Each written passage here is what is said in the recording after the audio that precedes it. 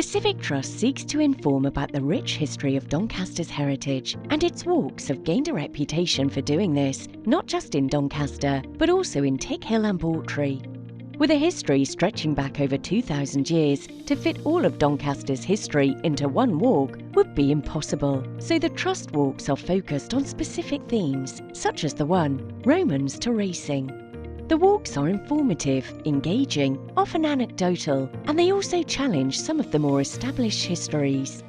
The first part of the tour starts near the Minster, where there are visible remains of the Roman fort, built in AD 71, when it was at the edge of the empire.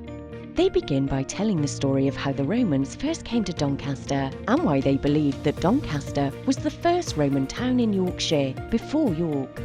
The Minster is steeped in history. A church is said to have been on this site since the 11th century, and we learn about its clock with no face and its link to Big Ben. Opposite the church is the Clergy House, a building acknowledged by the Civic Trust with a plaque, once the home of Dr. Miller, a prominent author about Doncaster's history. Making their way from the Minster, winding their way through the marketplace, a market is thought to have existed in Doncaster since Roman times. The walk threads through the historic Corn Exchange and Concert Hall, completed in 1873. The tour takes in the Red Lion, another link to the racing heritage of Doncaster, where the idea of Doncaster's famous St Leger race was probably formed. Walking down Scott Lane, Eric Brain, the author of many of the Trust's newsletters, reveals that it was the street where the market toll, or scot, was collected, and is mentioned as early as 1427. Onto the High Street, where the street's buildings span centuries, dating from the 16th through to the early 20th century, and of course, the Mansion House. Built in the mid-18th century on the site of a Carmelite priory and designed by architect James Payne, it is one of only 3 surviving mansion houses in the country.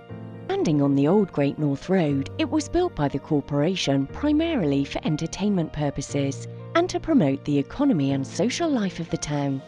Crossing from the High Street onto Hallgate, this street became home to many of the important people of the town. Many buildings, with a side entrance for servants and a much grander one for the lady and gentleman of the house, still bear witness to the concept of upstairs and downstairs. Leaving Hallgate, the walk leads on to South Parade. This route shows the houses that were built from late Georgian times onwards as the town expanded away from the centre. In marvelling at these buildings, we are reminded of 2 of the Civic Trust conservation battles, in stopping the destruction of South Parade and the turning of Regent Square into a car park. Passing through the Salutation Archway, once an important racing inn where many of the St Leger horses were stabled, and into the museum. The tour takes in some of the town's racing memorabilia, such as the Gold Cup, the first Doncaster racing trophy, and the stories about many of the St Leger winners, horses and jockeys. This experience brings home to people how much is left to explore and learn about the history of Doncaster in an interactive manner. What can be more interactive than standing in front of the Mansion House, being told its history by the tour guides?